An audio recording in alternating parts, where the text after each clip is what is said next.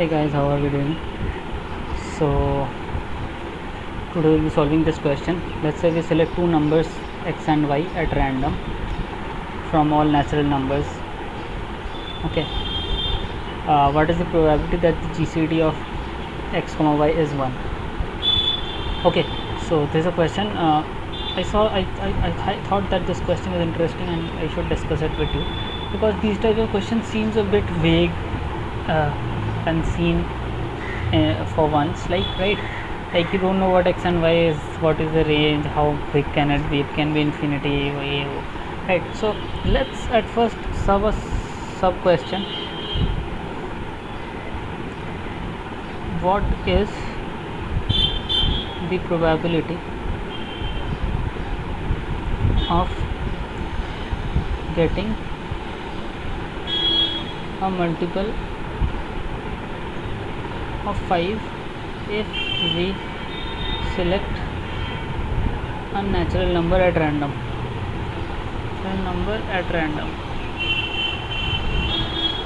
If you understand this, basically at every interval of 5 there is this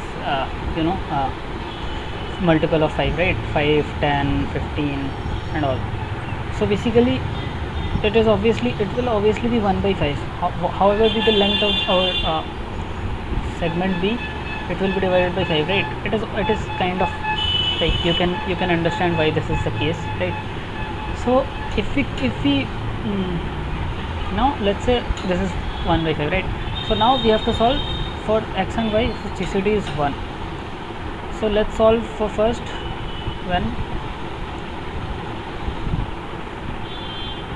what we can say 1 minus, okay, that's fine, it's fine. What is the probability of GCD equal to 2?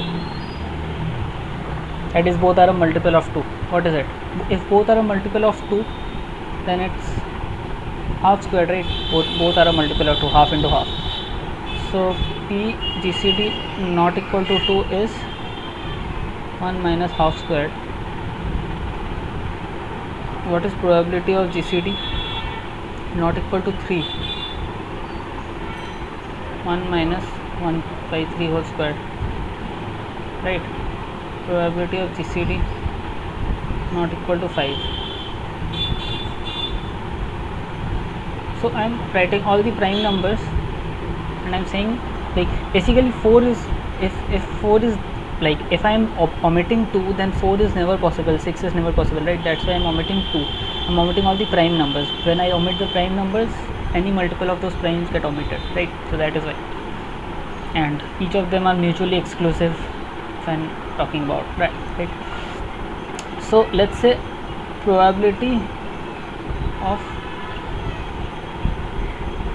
getting GCD equal to 1 will be equal to, like, they don't have a GCD of 2, they don't have a GCD of 3, and dot dot dot, they don't have a GCD of, let's say I start from k equal to p1 and we end at some n, we end at some pn. Okay, this is product of 1 minus p of n, p of k whole square, right? What is p of k? Kth prime, fine. And if you see, as our end, like, we know that there are infinitely many primes, right? And hence our, for GCD equal to 1, our question should be limit n tends to infinity, k equal to p1, actually not k equal to p1, k equal to 1, because I am not writing k over here, pk I am writing, right? So n1 minus pk whole squared. This is also n just. Okay, so how do we evaluate this thing? Let's increase my, let me increase my page length once. Okay,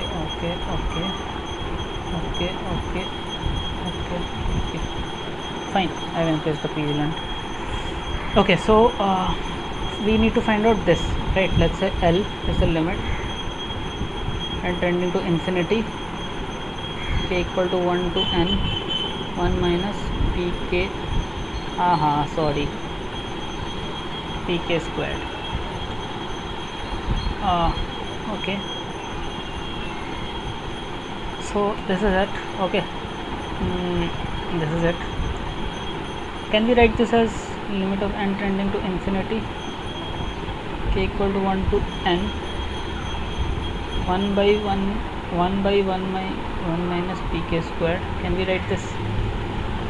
If we can, then can we write this limit n tend to infinity, product from k equal to 1 to n, 1 divided by 1 by pk squared plus 1 by pk to the power 4 plus dot dot dot dot, because this is the sum of infinite GP, right? We can write it like this. So let's talk about the denominator. Let's say I denote the denominator dk as, okay, let's say I denote the denominator as that, and we can write the product for the denominator part also, right? pk to the power 4 plus dot dot dot.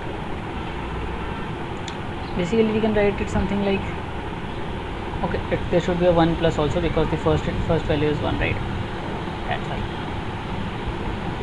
Anyways, so where do we get, what do we get? 1 plus 1 by 2 square plus 1 by 2 power 4 plus 1 by 2 power 6 plus dot dot dot infinity, multiplied by 1 plus 1 by 3 square plus 3 to the power 4,